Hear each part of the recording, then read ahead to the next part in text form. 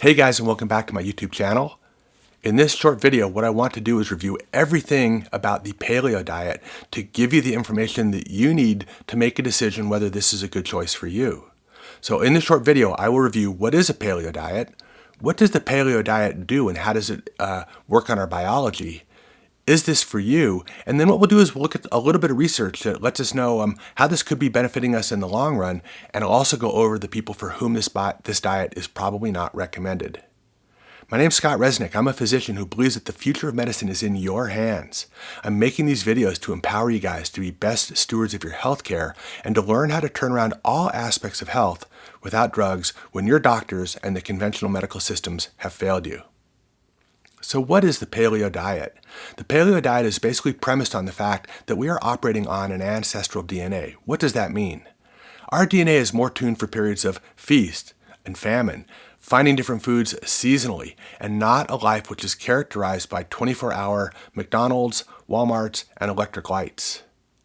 What has happened is that since the advent of the agricultural era, probably 5,000 years ago, and now even exacerbated by the presence of processed foods and all the different chemicals that come in these foods, that what we're doing is we're exposing our DNA to a degree of stress for which it is not prepared.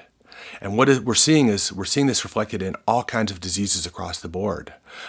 Diabetes, hypertension, cardiovascular disease, and even Alzheimer's disease are directly related to the amount of fat that we have on our body and even more closely associated with the hormone insulin. So this is where the paleo diet and insulin come into play.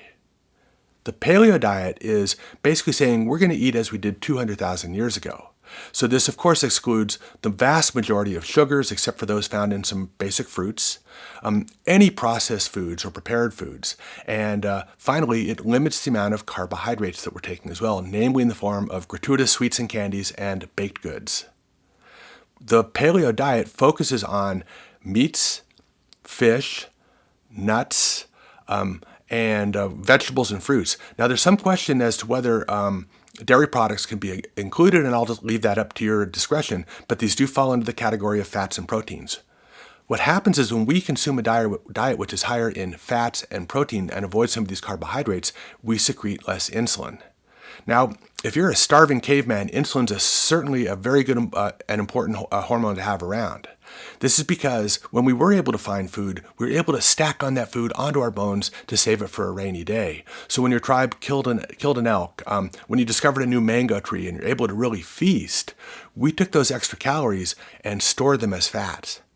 Now, this is really important if you're migratory and a hunter-gatherer, because fats are able to release 9 calories of energy per gram, in contrast to 4 calories which are released by proteins and carbohydrates. But the problem is that all of this has been turned upside down by an unending and gratuitous amount of carbohydrates and excessive stress in our current society. And what this is doing is creating excessive fat, and this by itself, through insulin and through inflammation, is driving the 5 primary diseases that are killing people in westernized societies, namely heart disease, cardiovascular disease, stroke, Alzheimer's disease, and cancer. So the paleo diet is based on changing our diet to one which limits these spikes of insulin. And I can tell you that for people that have extra weight on, that this is very, very potent and very valuable for getting off this extra weight. But is it beneficial? What we don't know is we don't know what's going to happen if you've been on this paleo diet for 20, 30 years. We just don't have the data to this point. What I recommend to my patients is that you use the paleo diet to take off excessive weight. I've seen people drop 20, 30, 40, 50 pounds in a year doing nothing more than taking out the sweets, the excessive carbohydrates, and the processed foods out of their diet.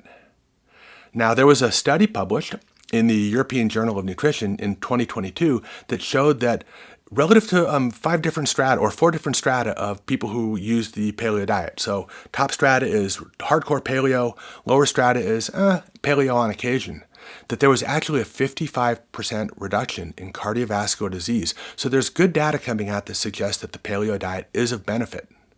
What I want to caution is if you are struggling with ongoing fatigue, if you're struggling with any kind of adrenal dysfunction, that you might want to not be using this diet. Why is this?